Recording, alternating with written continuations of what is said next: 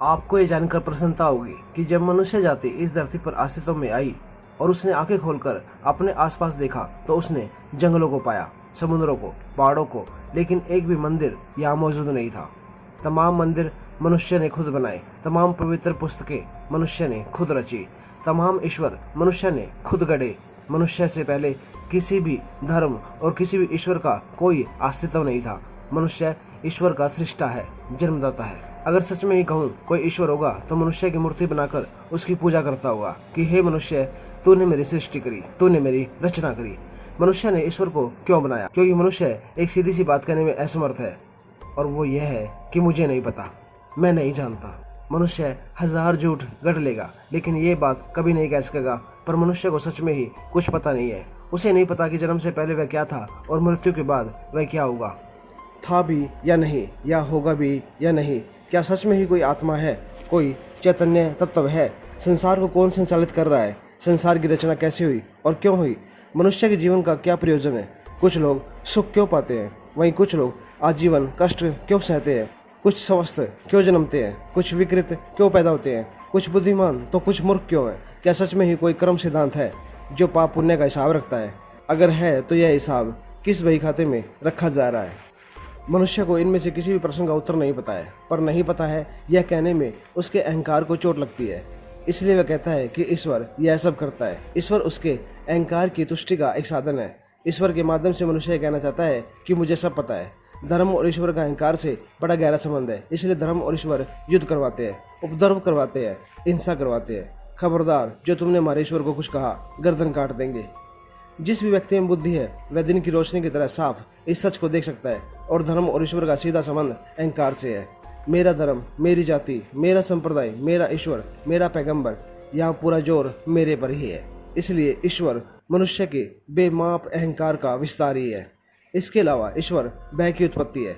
डर ईश्वर का पिता है। बादल गरजते थे, बिजली कड़कती थी, जंगलों में आग की लपटें उठती थी, भूकंप आते थे, मनुष्य भय से थर थर कांपता था। उसने पूछा, यह सब कौन करवाता है? फिर स्वयं ही उसका उत्तर दिया कि यह सब ईश्वर कर रहा है। क्योंकि प्रश्नों के साथ जीवित रहने की क्षमता मनुष्य में नहीं है। उसे उत्तर चाहिए, फिर चाहे कितने ही थर्ड क्लास उत्तर हो, घटिया समाधान हो, सस्ते उपाय हो, पर प्रश्नों के साथ वह जी नहीं सकता। तो मनुष्य ने उत्तर दिया, यह सब ईश्वर करता है। फिर पूछा गया कि हम क्या करें जो ईश्वर यह सब करना बंद करे? मनुष्य की बुद्धि से उत्तर आया, जो करने में हमें अच्छा लगता है वही हम अगर ईश्वर के लिए करें तो ईश्वर भी प्रसन्न होगा। कैसे प्रसन्न होगा? ईश्वर के अहंकार को सहलाओ, उसकी पूजा करो, उसको पशुओं की बलि दो, उसके सामने भोग लगाओ, शीश नवाओ। मनुष्य ने सोचा कि अगर कोई मेरे सामने शीश नवाए तो मुझे कितना अच्छा लगेगा, तब तो यह ईश्वर को भी अच्छा लगना चाहिए। उसने ईश्वर के सामने शीश नवाया और कहा, अब मेरा ध्यान रखना, बेटे की नौकरी लगवा देना, बेटे की शादी करवा देना, घर में धन संपदा भर देना, सबको सुखी निरोगी रखना। ईश्वर का यही सब काम धंधा है, शादियां करवाना, नौकरियां लगवाना, धन दौलत देना, सुख समृद्धि देना। जिस दिन ईश्वर यह नौकरी करने से इनकार कर देगा, मनुष्य उसको कूड़े के ढेर में फेंक देगा। तमाम धर्मों की एक ही रट है, फला चीजें करो, फला फल मिलेगा, मनोकामना सिद्ध होगी, पुण्य मिलेगा, दूसरी दुनिया में हमें ये सब सुख प्राप्त होंगे। अगर आप इन विचारों की उत्पत्ति की पड़ताल करें तो पाएंगे कि इनके पीछे किसी न किसी शातिर इंसान का दिमाग काम कर रहा है, जो जानता है कि मनुष्य लालच के सामने बेबस है। ईश्वर मनुष्य के शातिर दिमाग की ही उपज है। तो ईश्वर का जन्म अहंकार से हुआ, भय से हुआ और लोभ से हुआ। इतनी नकारात्मक वृत्तियों से जो वस्तु पैदा हुई वह शुभ कैसे हो सकती है? और मनुष्य ने ईश्वर को बनाया संगठन के लिए, एकता के लिए। मनुष्य जाति विभिन्नताओं से भरी है और कोई दो लोग किसी बात पर एक मत नहीं हो सकते। इसके लिए एक बड़ी कल्पना की जरूरत थी, लौकिक नहीं, पारलौकिक कल्पना। अगर मैं कहूँ कि मेरी बात माने तो कोई नहीं मानेगा। अगर मैं कहूँ कि ये ईश्वर का निर्देश है तो सब मान बैठेंगे। ईश्वर के संदेशवाहक आए जिसने ईश्वर के काल्पनिक निर्देशों को किताबों में दर्ज किया। एवोल्यूशन ईश्वर को निरस्त करती है। यही कारण है कि सत्ता में बैठे हुए ईश्वर के चाटुकार एवोल्यूशन का चैप्टर स्कूल की किताबों से हटा देते हैं। मनुष्य जाति सत्य के साक्षात से एक त्रासदी दूर है। एक महाविपता आएगी और यह ईश्वर हवा की तरह विलीन हो जाएगा। 2 साल पहले महामारी आई थी, तब सबसे पहले धर्म और ईश्वर छुट्टी पर चले गए थे। आपको क्या लगता है पूजा पाठ करने वालों की जान तब ईश्वर ने बचा ली थी? एक न एक दिन मनुष्य जाति दिन की रोशनी की तरह इस सत्य का साक्षात करेगी।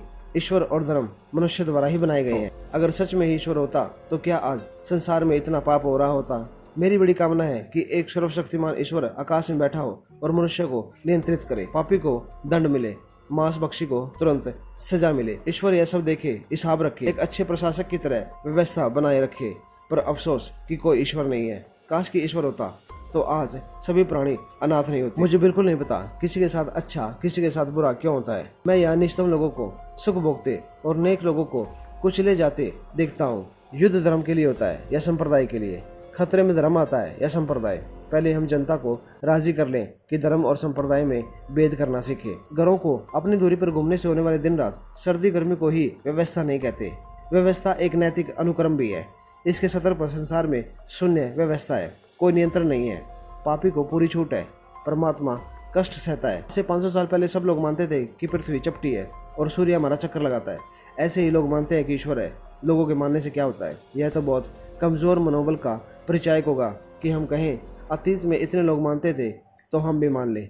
अतीत में इतने लोगों ने भोजन किया था, क्या उसमें हमारा पेट भी भर गया था? मैं ईश्वर को नहीं मानकर भी अहिंसक, नैतिक, सत्यभाषी और ईमानदार हूँ, जबकि कई ईश्वर को मानने वाले घोर नीच, क्रूर, हिंसक और झूठे हैं।